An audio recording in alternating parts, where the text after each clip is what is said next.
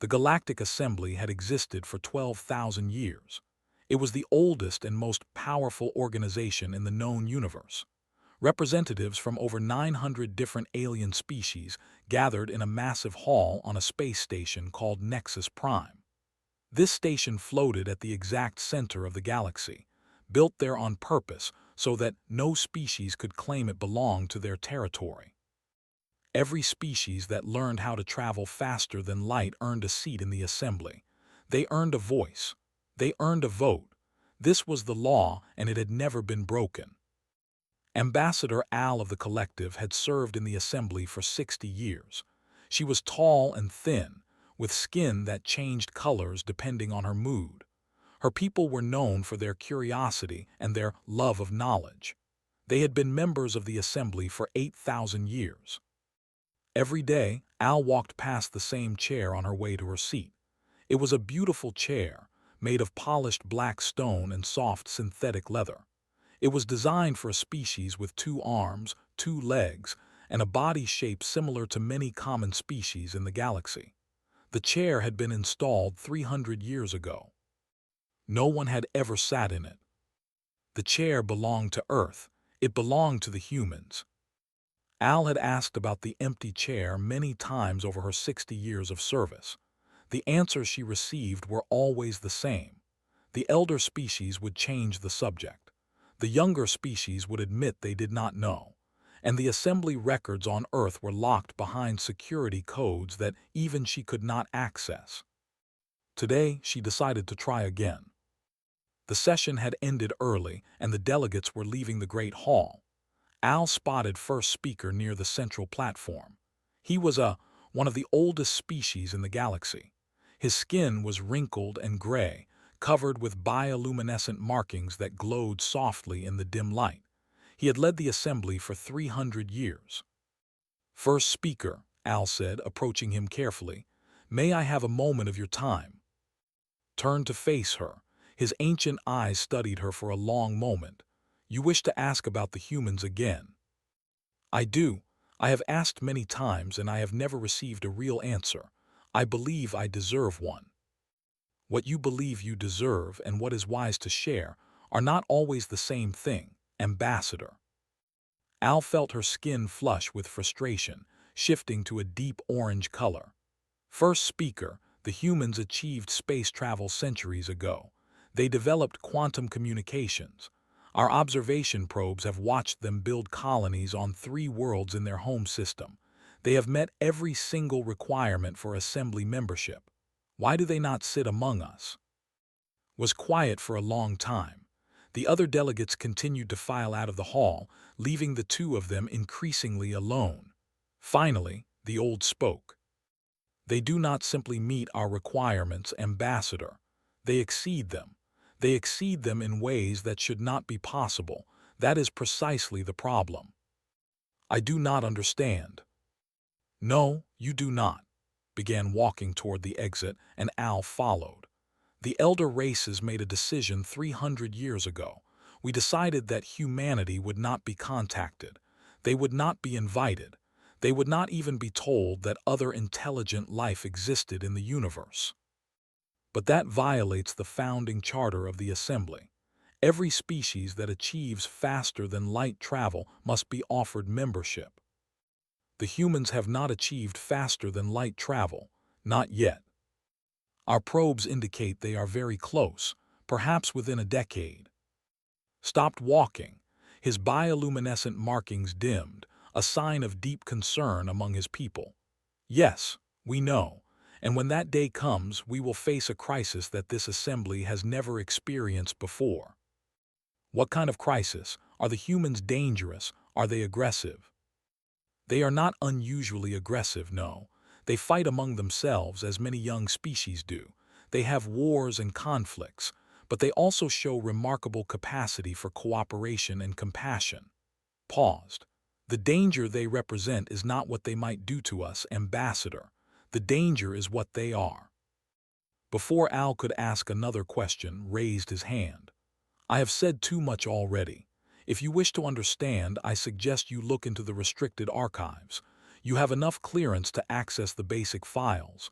Read them, and then perhaps you will understand why Earth's seat remains empty." He walked away, leaving Al alone in the emptying hall. That night, Al returned to her quarters and accessed the Assembly's restricted database. It took her several hours to find the files had mentioned. They were buried deep, hidden behind layers of security that seemed designed more to discourage curiosity than to actually prevent access. The first file was a simple report, dated 300 years ago. It was written by a research team that had been sent to observe the human home world. Al began to read. The report described a species that had developed on the third planet of a small yellow star. They called themselves humans, and they called their planet Earth. When the first discovered them, the humans had just begun to develop basic radio technology. They were considered primitive but promising. The researchers established hidden observation posts throughout the human solar system. They expected to watch a slow, gradual process of development. Based on every model of growth the galaxy had ever documented, the humans should have taken thousands of years to achieve meaningful technological progress. What happened instead was impossible. In less than 50 years, the humans went from simple radio communications to splitting the atom. They created weapons capable of destroying entire cities. They fought a massive global war that killed millions of their own kind. And then, somehow, they emerged from that horror stronger and more advanced than before.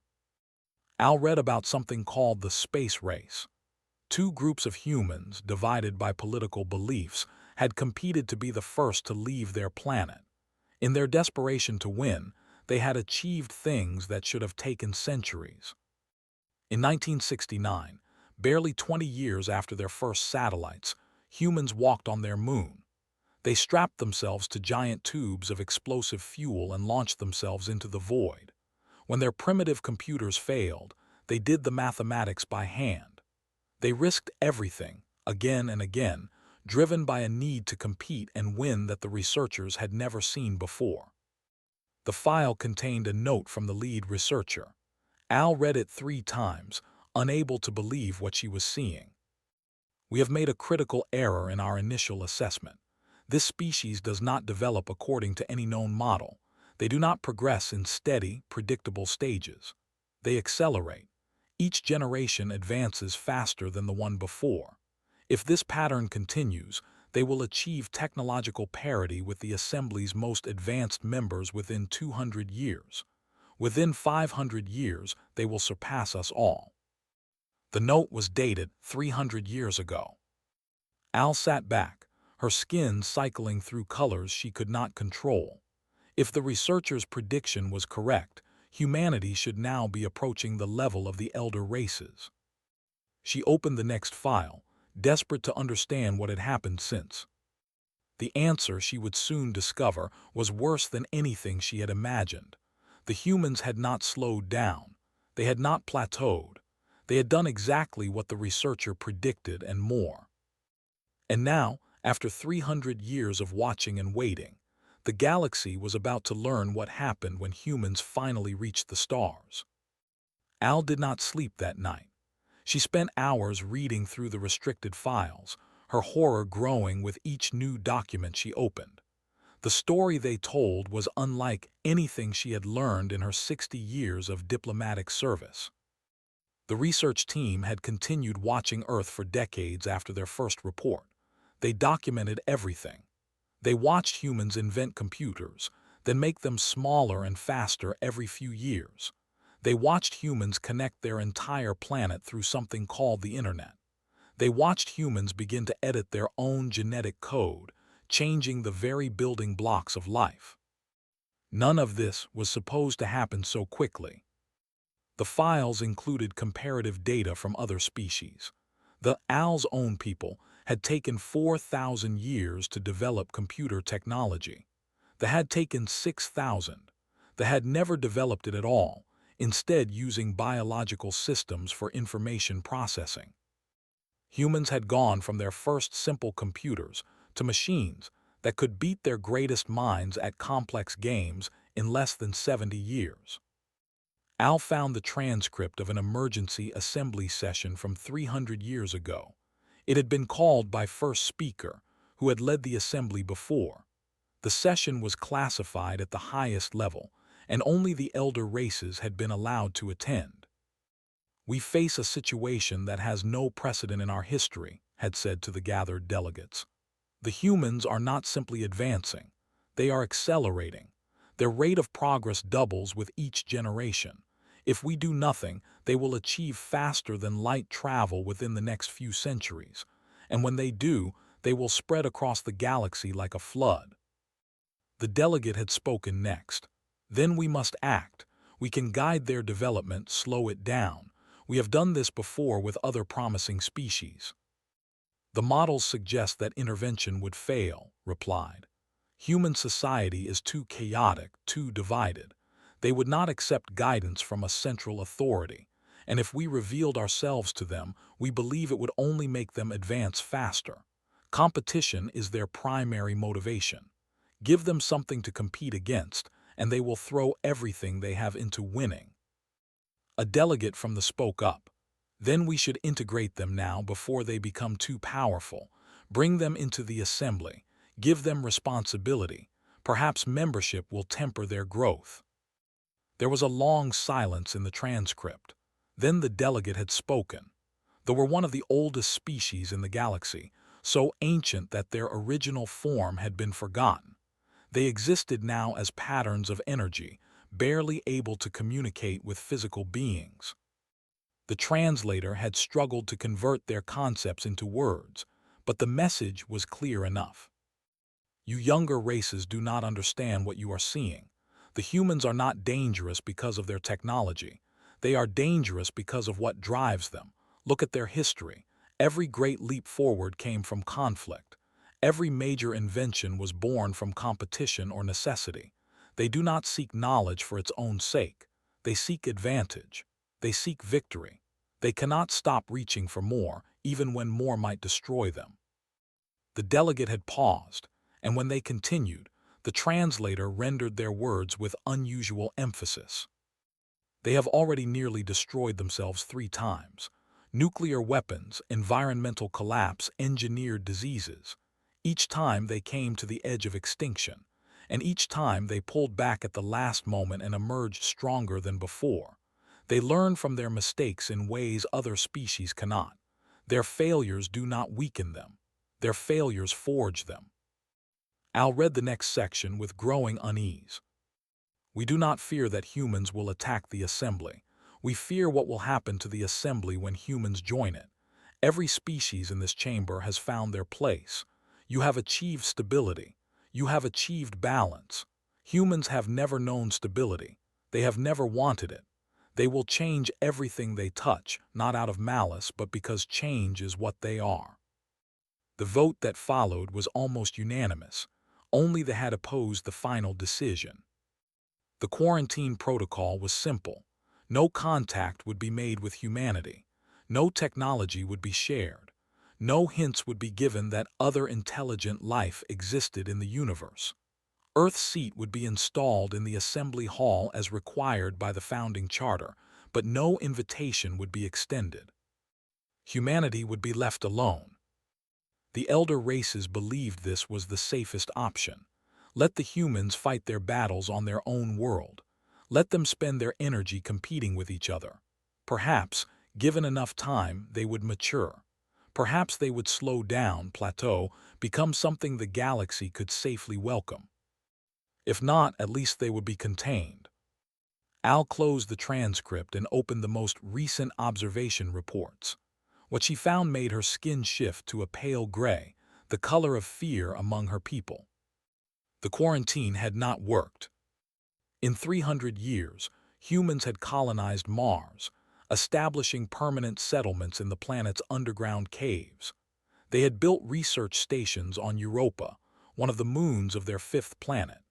They had constructed massive habitats on Titan, finding ways to survive in environments that would kill most species instantly. They had built generation ships, enormous vessels designed to carry thousands of humans on journeys that would take centuries. These ships had launched decades ago, heading toward distant stars. The humans aboard them knew they would never see their destination. They went anyway.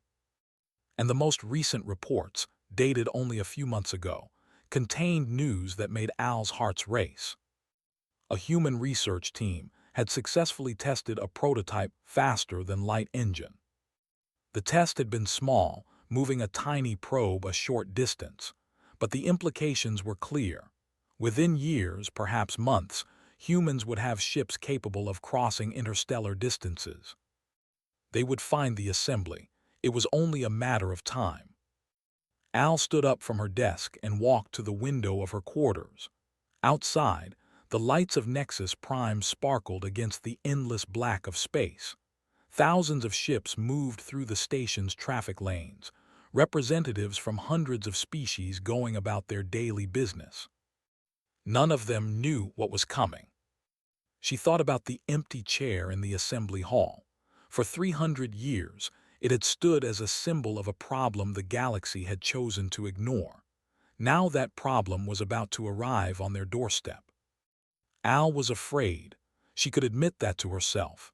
Everything she had read told her that humans were unlike anything the galaxy had ever encountered. They did not fit the patterns. They did not follow the rules. They were chaos given form, evolution accelerated beyond all reason. But as she stood there looking out at the stars, she felt something else beneath the fear. She felt curiosity. She felt wonder. What kind of species could do what humans had done?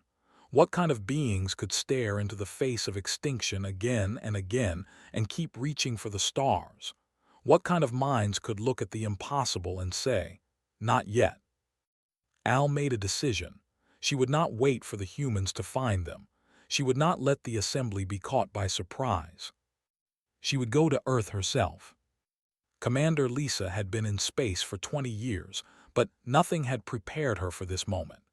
She stood on the bridge of the deep space vessel Meridian, watching something impossible grow larger on The object was a space station, but that word did not do it justice. It was a city.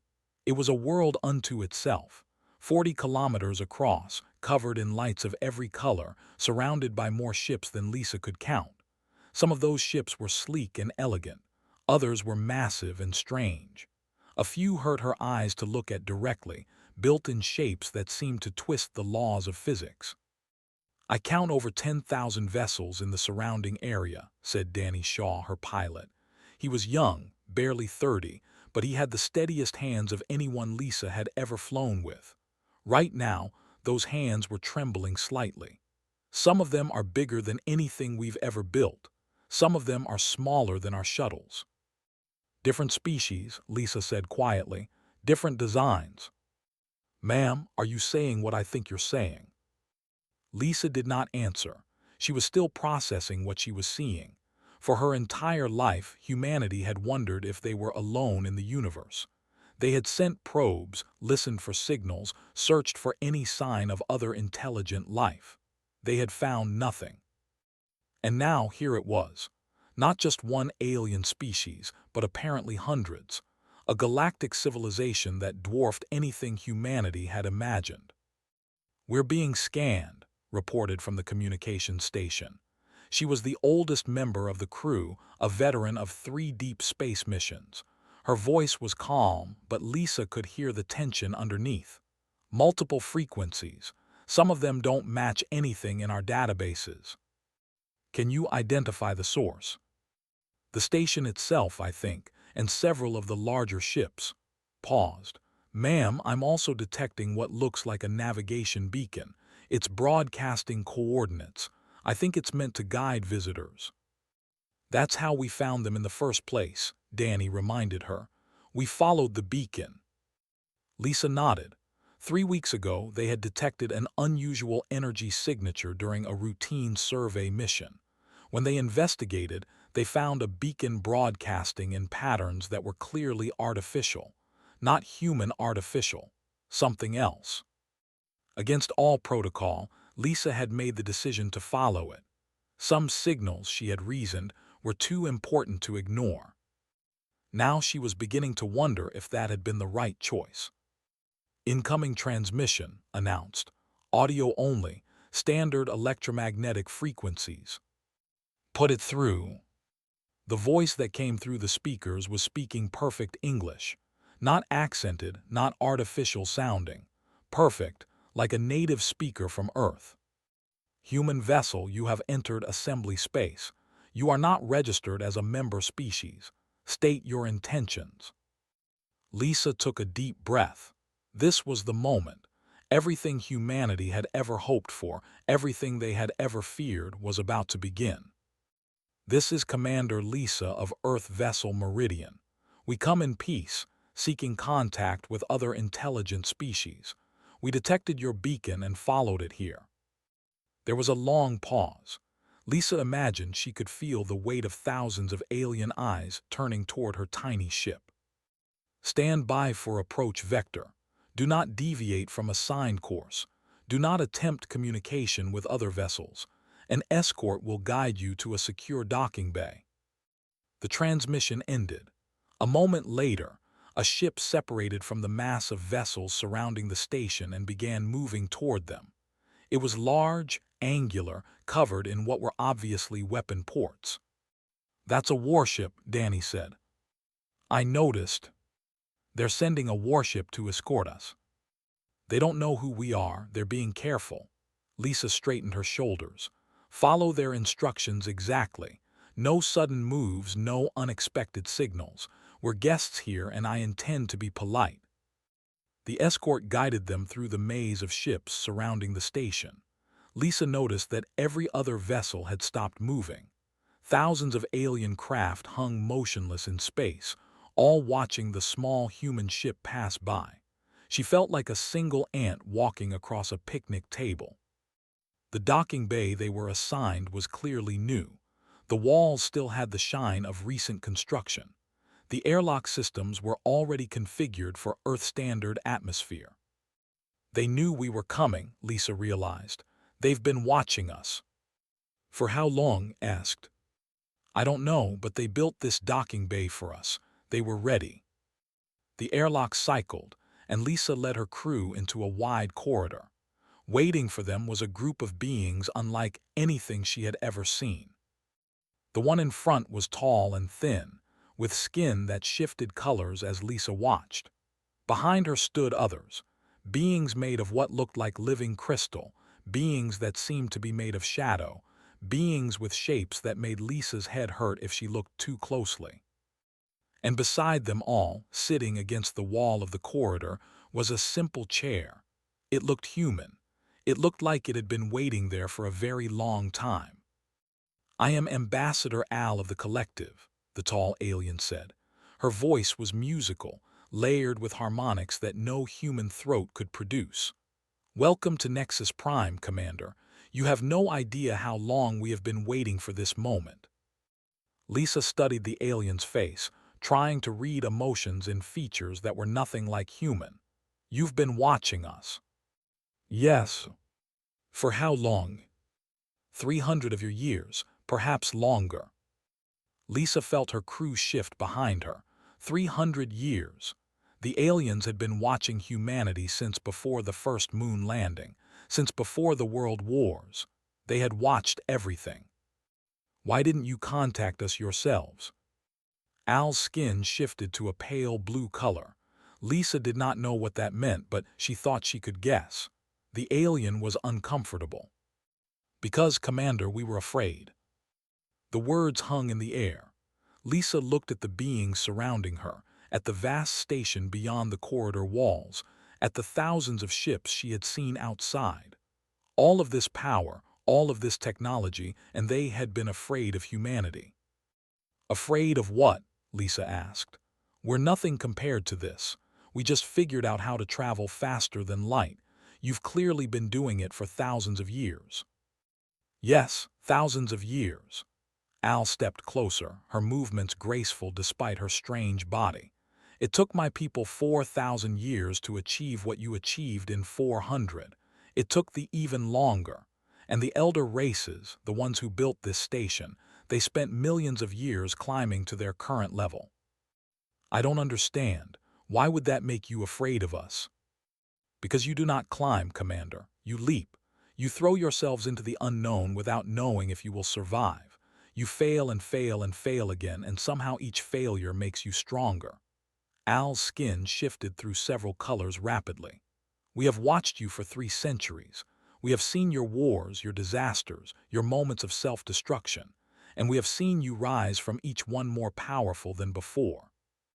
Lisa thought about human history, the plagues that had killed millions, the wars that had leveled cities, the climate crisis that had nearly ended civilization.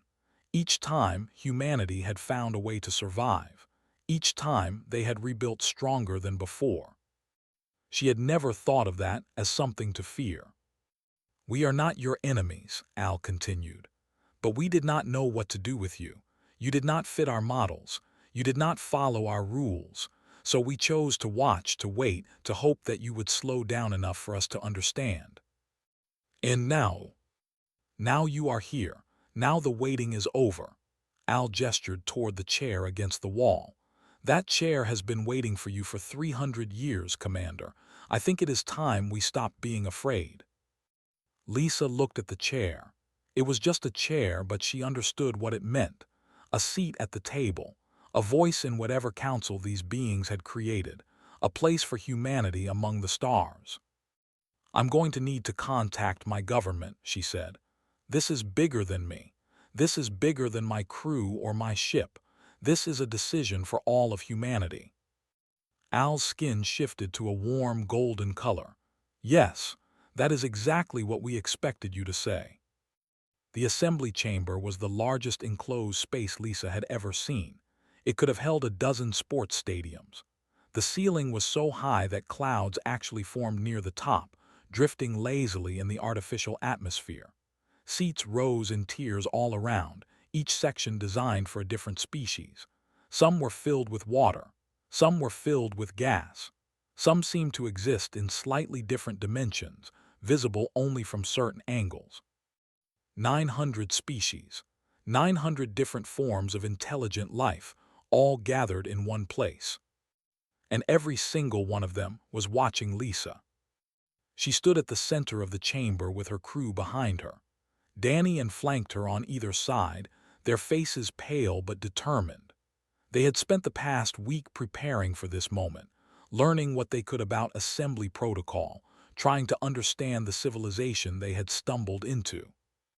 They had barely scratched the surface. First speaker sat on a raised platform above the chamber floor. He was ancient, his gray skin covered in glowing markings that pulsed slowly with his breathing. When he spoke, his voice carried to every corner of the vast space without any apparent technology. "Commander, you have come to us seeking answers.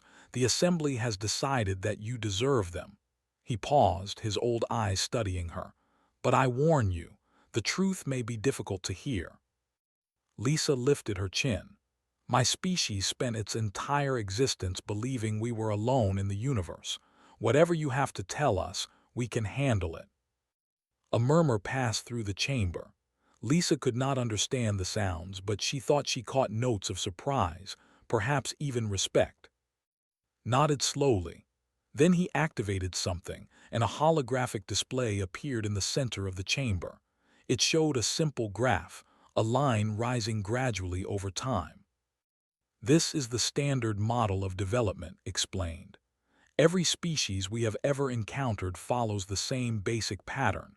Initial technological growth, followed by a plateau, followed by gradual refinement over thousands of years. This is natural. This is safe. This is how intelligent life develops." The display changed, showing a new line. This one rose sharply, almost vertically, without any sign of leveling off. "This is humanity's development curve." The murmur in the chamber grew louder. Lisa stared at the graph, understanding for the first time why the aliens had been afraid. "In the time it took to develop basic metallurgy, you went from stone tools to nuclear weapons. In the time it took to invent writing, you mapped your entire genetic code. You do not plateau. You do not pause. You simply accelerate. Let the words sink in before continuing. We instituted the quarantine protocol because our models predicted that contact with humanity would be destabilizing, not because you would attack us. We have no evidence of unusual aggression in your species. Your wars are terrible, but no more terrible than the wars other young species fight. Then why, Lisa asked, why did you hide from us? Because we feared that exposure to human innovation would trigger competitive responses in our own civilizations. Species that had been stable for thousands of years would begin racing to keep pace with you. The resulting chaos could collapse everything we have built. Lisa shook her head. That doesn't make sense. Competition drives progress. It's how we achieved everything we have. Exactly. The voice came from a different part of the chamber.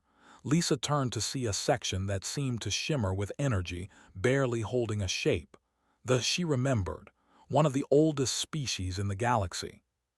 The translator struggled to convey their concepts, but the message came through clearly enough.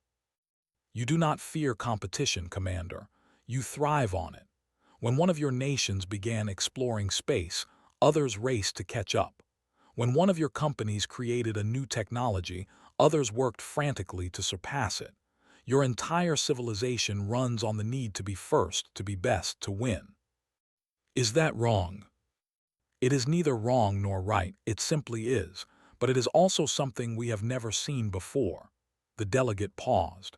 Most species compete for survival in their early years. Then they achieve stability and the competition fades. They find balance. They find peace. And we haven't. You have not. Your competition never stops. You do not seek balance, you seek advantage. Always pushing, always reaching, always wanting more. The energy pattern shifted.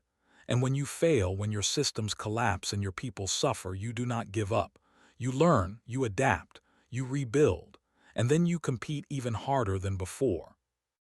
Lisa thought about everything she knew about human history, the rise and fall of empires, the cycles of war and peace, the constant, endless drive to do better, to be better, to reach higher. She had always thought of these things as problems to be solved. Now she was seeing them through alien eyes. We had a saying on my world, she said slowly. What doesn't kill you makes you stronger. Silence fell over the chamber, then spoke again.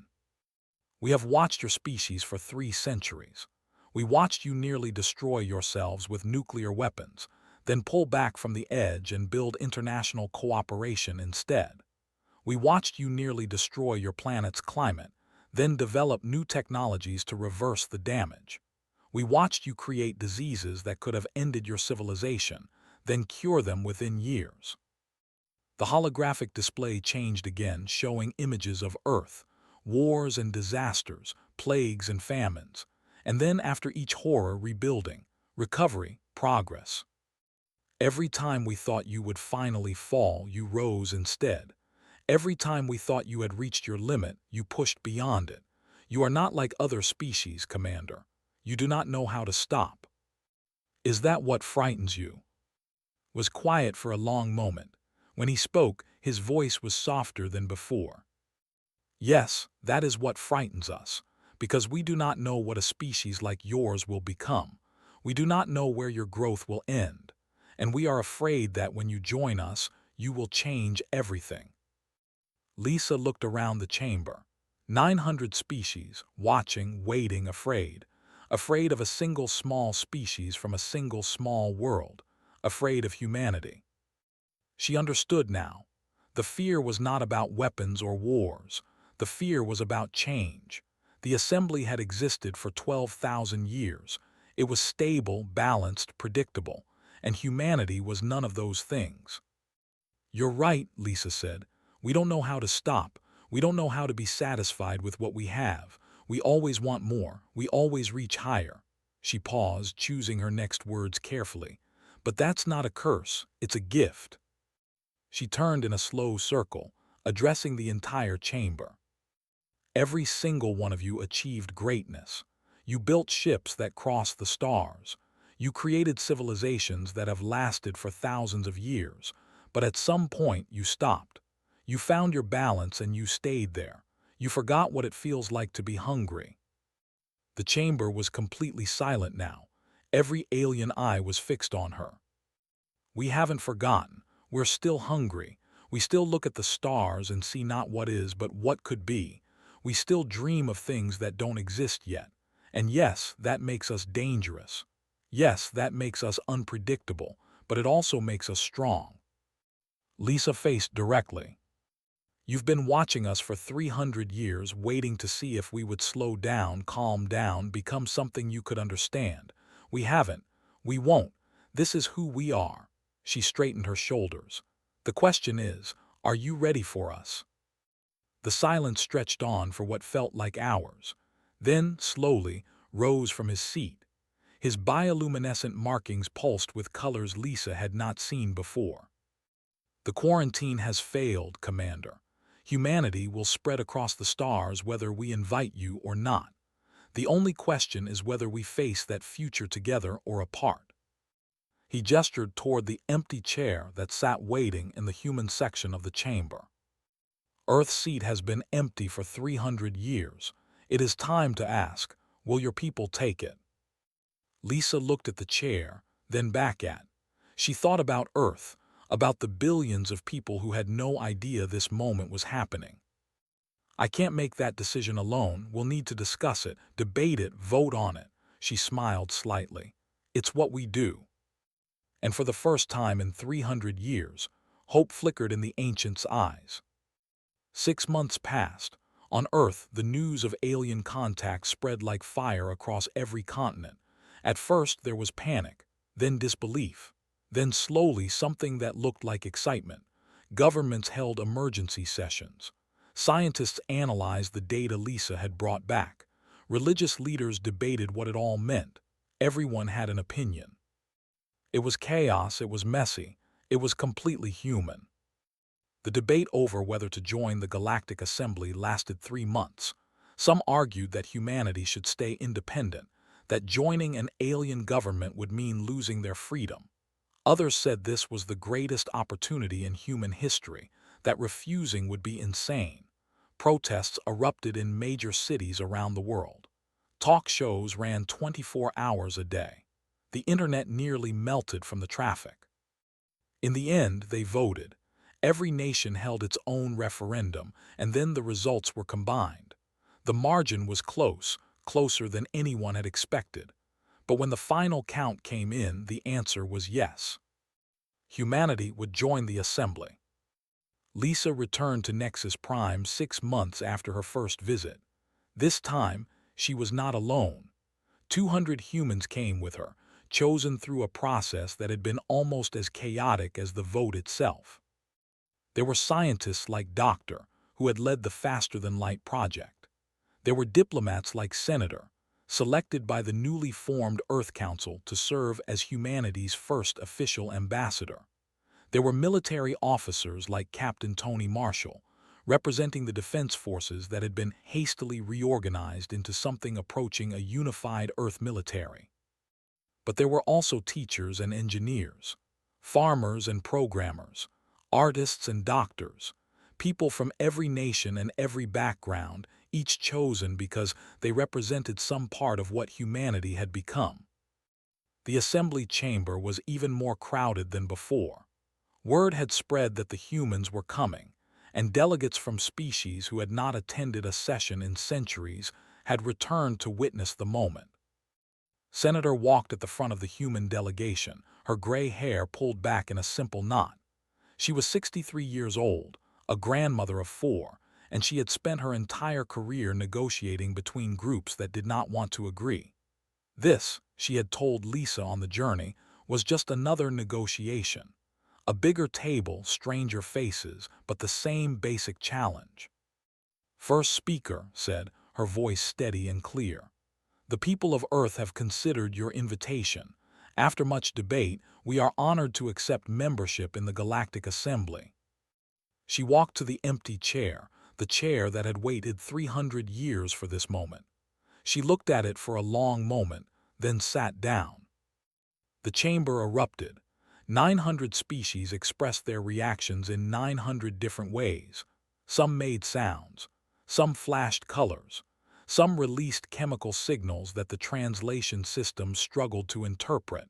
It was overwhelming, confusing, and somehow beautiful. Lisa stood with the rest of the delegation, watching as humanity officially took its place among the stars. First speaker waited for the noise to fade before speaking. Ambassador Commander, honored delegates from Earth. On behalf of the Galactic Assembly, I welcome you. Your seat has waited a long time to be filled. We apologize for the delay, replied. We were busy. A ripple of something that might have been laughter passed through the chamber. The delegate, Al, stepped forward. Ambassador, the Assembly has prepared an orientation program. There is much you need to learn about galactic law, trade agreements, and diplomatic procedures. The standard program takes 3 to 4 years to complete. Nodded, but Lisa noticed already studying a data pad, his eyes moving rapidly as he absorbed information. Was doing the same nearby, comparing notes with a young engineer named Sophie Palmer. We look forward to learning, said diplomatically. Over the following weeks, the human delegation threw themselves into the orientation with typical intensity. They asked questions that had not been asked in thousands of years. They proposed changes to systems that everyone had assumed were perfect. They made mistakes, learned from them, and tried again, sometimes within the same hour. The assembly watched with a mixture of fascination and alarm. Al came to Lisa one evening, finding her in one of the station's observation lounges. Lisa was sitting alone, looking out at the stars. Your people have already identified 17 inefficiencies in the trade network, Al said, settling into a seat nearby. 3 of your scientists have published papers on improving our standard faster-than-light drives. Your ambassador has convinced 6 previously non-aligned species to form a cooperative research initiative. Is that bad? It is exactly what we feared, Al paused, and exactly what we needed. Lisa turned to look at her. Over the past months, she had come to understand the ambassador better. The color shifts of her skin, the subtle movements of her body, the layered tones of her voice. Al was not just curious about humanity. She was fascinated by them. What do you mean? The assembly has been stable for 12,000 years, stable and stagnant. Al's skin shifted to a thoughtful purple. We stopped growing a long time ago. We achieved what we thought was perfection, and we stayed there. We forgot that growth requires change, and change requires risk. And we reminded you. You terrified us, a species that never stops, never rests, never accepts that something is good enough. We could not understand it. We did not want to understand it. Al turned to face Lisa directly. But now that you are here, now that we are watching you work, I am beginning to see something I had not expected. What's that? Hope. The word seemed to surprise Al herself. Your people do not just compete. They cooperate. They argue and fight and disagree, but somehow they find ways to work together. Your delegation includes people from nations that were at war with each other less than a century ago. They sit side by side and build things together. Lisa smiled. We're not perfect, we still fight, we still make mistakes. But you keep trying. That is what I did not understand before. The competition, the drive, the hunger you described in the assembly chamber, it is not just about winning. It is about becoming. You are always becoming something new. They sat in silence for a while, watching the stars. Then Al spoke again.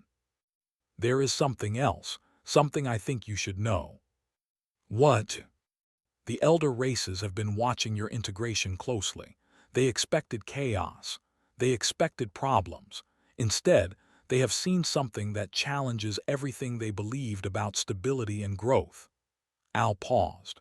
3 of them have announced that they will begin development programs for the first time in millions of years. They want to see what they might become if they start reaching again.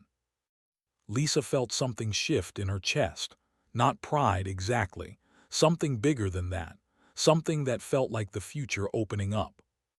"We didn't come here to change you," she said. "I know, but you did anyway. You cannot help it.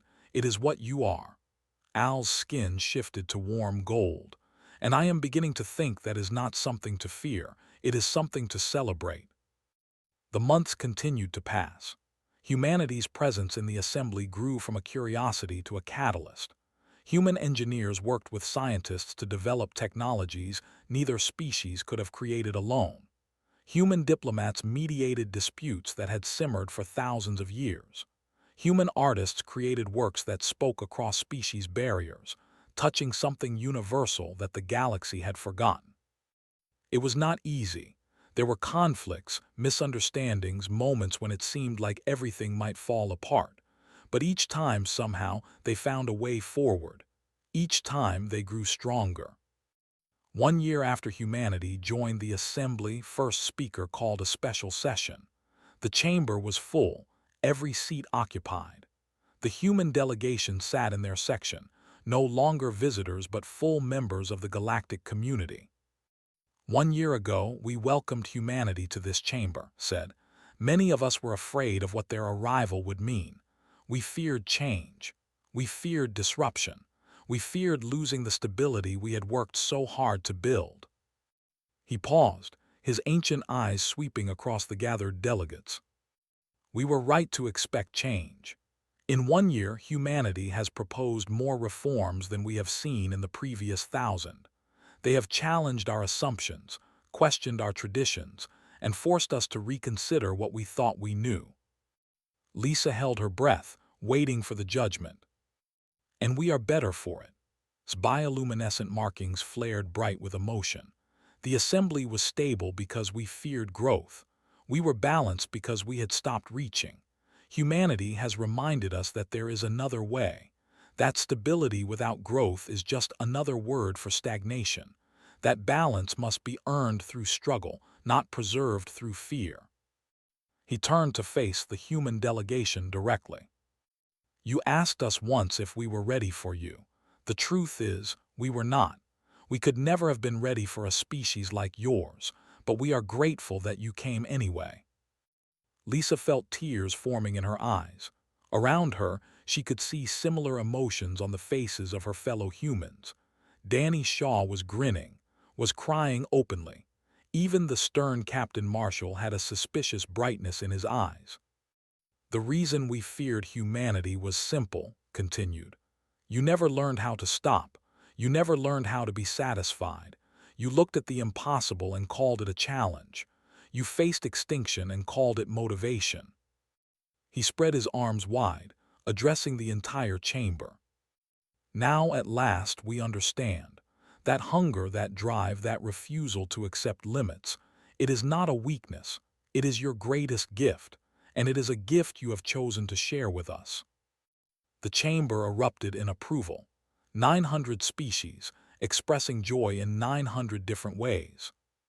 In the human section, Ambassador stood up from the chair that had been empty for 300 years. She looked out at the galaxy that humanity had finally joined, and she smiled. The reason the galaxy had been frightened was simple. Humanity had never learned how to stop reaching for the stars. It was a quality that had nearly destroyed them a dozen times. Now it would help them save the universe. The end.